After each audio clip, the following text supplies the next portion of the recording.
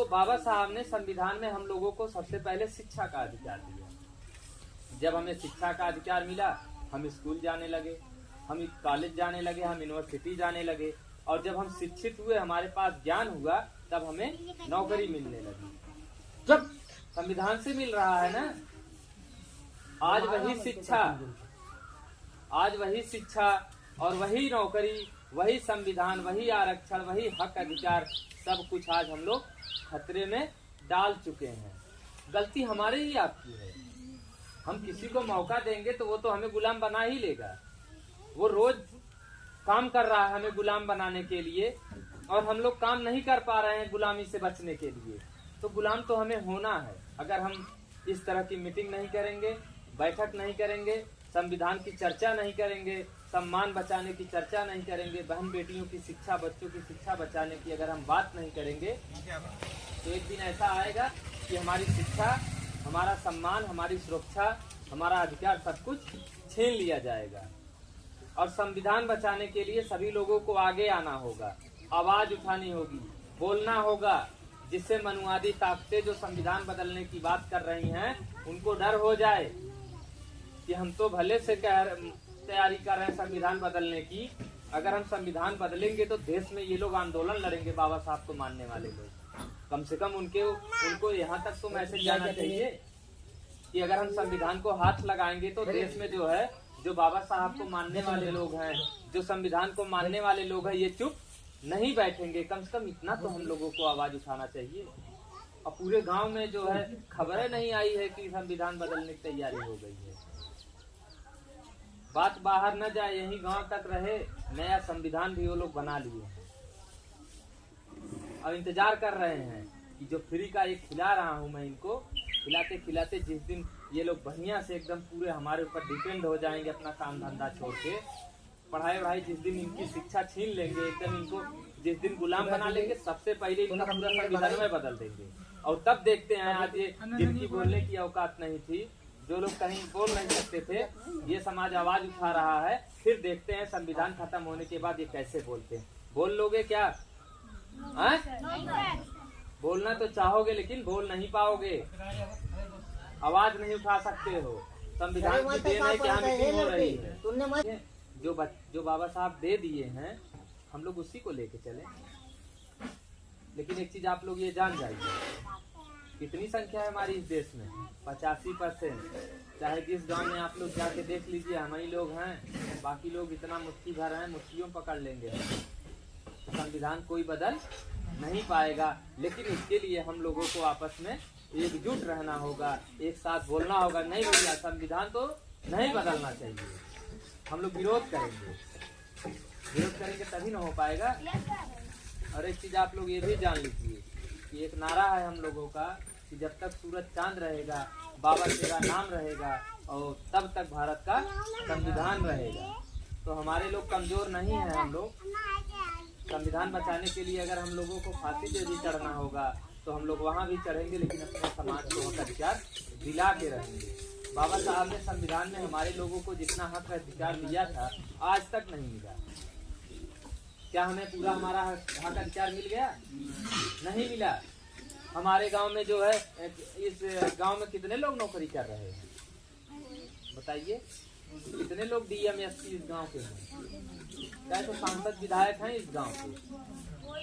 कोई नहीं है ना। तो हिस्सा कोई खा रहा है, इसका मतलब अब खा इसलिए रहा है कि हम उतना काबिल नहीं बने, हम उतनी शिक्षा नहीं हासिल किए। देखिए हमारे पास धन दौलत है नहीं, फैक्ट्री कारखाना है नहीं, हम लोग ठेकेदार के लड़के हैं नहीं। हमारे पास क्या है? बाबा साहब का दिया हुआ संविधान, और उस संविधान की बदौलत हमारे पास शिक्षा है, और उसी शिक्षा के दम पे हम इस दुनिया को भी जीत सकते हैं। जीत सकते हैं कि नहीं?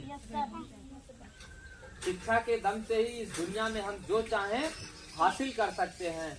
बाबा साहब के संविधान में इतनी ताकत है कि शिक्षा से आप चाहें तो चांद पे भी जा सकते हैं, आप चाहें तो इस देश के राष्ट्रपति बन सकते हैं, आप चाहें तो इस देश के प्रधानमंत्री बन सकते हैं। जो देश का सबसे बड़ा पद है, वो भी आप संविधान की बदौलत बन सकते हैं। लेकिन उसके लिए आपको पढ़ना होगा। बगैर शिक्षा के हम कुछ भी नहीं कर पाएंगे। हम सब कुछ कर लेते। अगर हमारे घर में भी एक आध विधायक होते, हमारे भी चाचा डीएम होते, हमारे भी घर में सब लोग बड़े बड़े ठेकेदार होते, बड़े बड़े जो कॉन्ट्रैक्टर होते, तो हम जो चाहते वो कर लेते। लेकिन हमारे पास वो चीज नहीं है। हमारे पास क्या है? संविधान है, और उसी संविधान से हमें शिक्षा का अधिकार मिला है, और हम उसी शिक्षा के ताकत से जो चाहे वो कर सकते हैं। और तो कुछ नहीं है ना हम लोगों के पास कि 100-200 बीघा खेत और 10-20 बीघा बेच दे तो हम ठेकेदार हो या बड़ा से कोनो बिजनेस पे ले कर नहीं सकते ना। नहीं है। संविधान के अलावा और शिक्षा के अलावा हमारे पास कुछ भी नहीं है। ये झोपड़ झोपड़िया, ये घर मकान, ये कुछ नहीं है। अगर संविधान नहीं रहेगा क्या ये सब रहेगा? बुलडोजर चलवा दिया जाएगा कि जितना पक्का मकान है सबका तोड़वा दो। तो क्या खड़े होकर बुलडोजर सब सोएंगे? एक आदमी सोएगा, मान लीजिए यही सो गए, भैया बुलडोजर नहीं चलने देंगे हम किसी घर के ऊपर। इनके ऊपर अगर बुलडोजर चढ़ा के इनको मार डाला, घर गिरा दिया, तो पूरा गांव वाले कहेंगे कि घरवा का, हम तो गाँव में छोड़ के जा रहे हैं। यही हुआ है पहले वो लोग एक आदमी को मार देते थे ना, तब पूरा गाँव में सब छोड़ भाग जाते थे। फिर वही ब्राह्मणवादी लोग कब्जा करके जमींदार बन जाते थे उस गाँव। फिर दूसरे आदमी को बुला के कहते थे यहाँ खेती करो, ये खेत हमारा। एक को दो को वो मारते हैं, हमेशा एक ही दो को मारते हैं। और हमारा समाज कमजोर है, डरा हुआ है। आज से नहीं, हजारों साल से डरा हुआ है। भी हमेशा जो है इसके ऊपर अत्याचार हुआ है, हमेशा इसका इस्तेमाल किया गया है। तो हम लोगों को फिर से गुलाम नहीं बनना है, इसलिए संविधान बचाना जरूरी है। और संविधान बचाना इसलिए जरूरी है क्योंकि बाबा साहब ने उसे बनाने में अपना पूरा जीवन कुर्बान किया है। बाबा साहब ने अपने 4 बच्चों का त्याग किया है। उनके बच्चे बाबा साहब के मर गए, हमें आपको हक अधिकार दिला दिया। महिलाओं को इस देश में पढ़ने का अधिकार नहीं था और स्कूल जाने का अधिकार नहीं था। यहाँ तक कि आप लोग जानते होंगे महिलाओं को घर से निकलने का अधिकार नहीं था। और शायद आप लोग इस चीज को नहीं जानते होंगे, पहले जो महिला विधवा हो जाती थी उसको जिंदा जला दिया जाता था।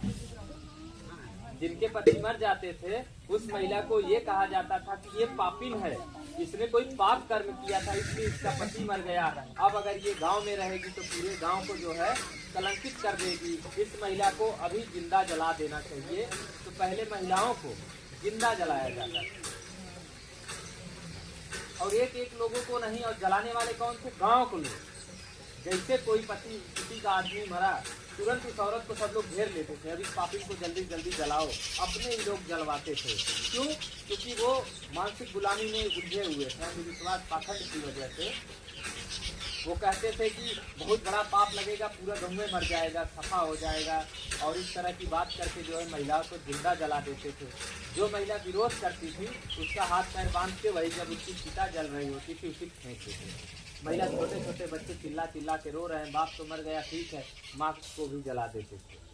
तो हमारे देश में ब्राह्मणवादियों ने, मनुवादियों ने ऐसा भी नियम बनाया था। उन्होंने महिलाओं के साथ बहुत अत्याचार शोषण किया। बाबा साहब ने हिंदू कोड बिल लागू करके हमारे जो है बहन बेटियों को, माताओं को, सबको हक अधिकार दिया। नहीं तो आप लोगों को पढ़ने का अधिकार कभी नहीं था। महिला हमेशा से अशिक्षित रही है इस देश में। संविधान के लागू होने पर कहीं कोई अधिकार ही नहीं था। महिलाओं से सिर्फ सेवा का काम लिया जाता था। महिलाओं को सिर्फ जो है घर के अंदर रखा जाता था, उनसे काम कराया जाता था। आज महिला बराबरी कर रही है, महिला शिक्षा में, नौकरी में, यहाँ तक कि आज हमारे देश की राष्ट्रपति भी महिला है। संविधान की वजह से, कि और किसी की वजह से है, सिर्फ और सिर्फ संविधान की वजह से। जो भी नियम कानून इस देश में चल रहा है सब संविधान से चल